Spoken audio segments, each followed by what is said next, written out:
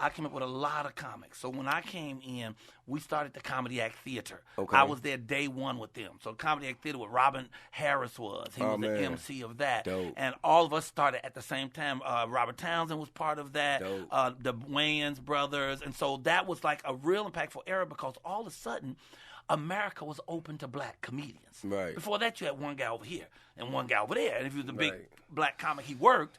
But it wasn't 10 black comics nowhere. So that era brought on Def Jam. Def Jam let anybody who felt like they had the courage to do comedy do it. Unfortunately, a lot of comics start thinking that cussing is comedy. Cussing ain't comedy. Now, if the joke is motherfucker, then you ain't got no joke. That can be the emphasis on it, but it can't be the joke itself. So for a while, we had a flood, about 30 or 40 just hot comics. And at that era, you had guys who had class. Like Bernie had class. That's right. So Bernie would bring people along. Right. We don't have comics who really bring you anymore. You have comics who get their piece and they make sure ain't too many other niggas nearby. But when Bernie was coming, Bernie's like, he pick up the phone, he roll with you. He bring people and try to help you go along because it's really enough. It's really enough for everybody. There's plenty of shit, Because what your intellectual property is you know what I mean? Exactly. What you took from your life experiences and how you can convey that message and make people laugh. And can't nobody do your story like you. Else going to admit to smoking crack. Well, a few might. A few might, but they ain't gonna do it as a joke. They ain't gonna talk but a minute. I found myself in hotel rooms smoking with motherfuckers I generally wouldn't talk to on the street.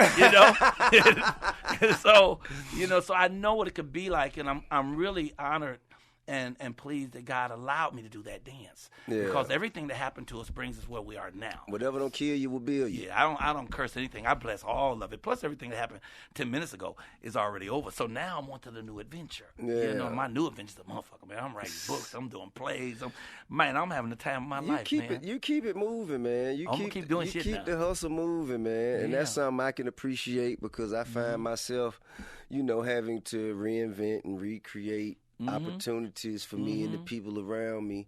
And for you, man, it's been, 30 years? 33. 33 years. Man, I did this when you was 3. Yeah, 6. Oh, okay.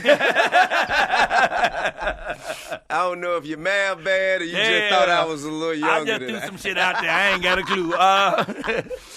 So listen, what about the new age of comedians? Now we have social media, Instagram, other means besides actually some of the putting social your media feet guys on are your actually stage. funny.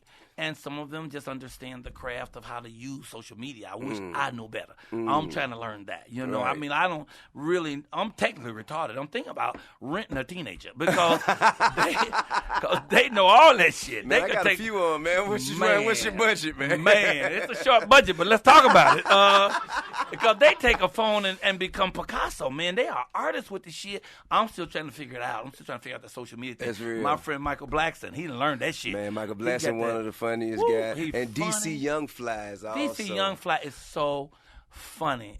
I'm going to say this, going to make all of them mad, but I think that if you look at Chris Tucker close enough, you'll see Michael Colyar. If you look at DC Young Fly, you'll see Chris Tucker. And what was deep to me is that all three of us did a stage here about 3 months ago. For real? Yeah. That's and it fine. was off the chain. And DC, I love watching him tell his story. He puts his whole physical body in it. That's his right. whole energy is in it, So, no, he's great. That guy with him, Carlos Miller. Yeah, ain't Carlos no Miller fucking dope joke. as hell. So it's a lot of cats that's coming who are hot and funny. I just think it's room for everybody. Everybody should help everybody, encourage everybody. I can't do all the work. Yeah. So I try to, get stuff I ain't doing to other people, but at the same token, I'm constantly creating. We have to keep creating. That's why I just wrote a new book. And the new book, Michael, goes motivational. When you hear about that, bad, I'll be selling it out the back of my car and every place else, And also, man, one of my favorites in the game, man, Mike Epps. Oh, I love Mike Epps. Mike Epps is so funny. Yeah, Mike He told Epps me I can come on stage and fuck with him if I'm in the room. So I'm waiting for him to be in the same city with me and be performing. I'm just going to walk out on stage Cat Williams. and fuck with him. Cat Williams is a genius, though. Cat Williams is really, really, really a genius at this shit. That's real. For real. I mean, some of the stuff he says, it just blows my mind. But there's some sharp. There's a guy named Tony Roberts. Tony Roberts. Tony Roberts is a beast. I heard of Tony Roberts. Tony Roberts. I've seen him Comic View. Yeah, he's very strong too. It's some really strong. Tony Roberts, he got the thing with his face. He can make his face do a lot of different I don't shit. know. I know he do this thing about shitting, and he had to put one foot up against the door to make sure don't nobody walk in on you. It gets so good you have to take your pants off so you can really stretch out and do. I mean, he's just stupid funny, you know. What about Chris Rock? Chris Rock is very funny. He's funny. And see now, I'm just giving you. I think he's a particular taste though, but he's funny. He dangerous funny.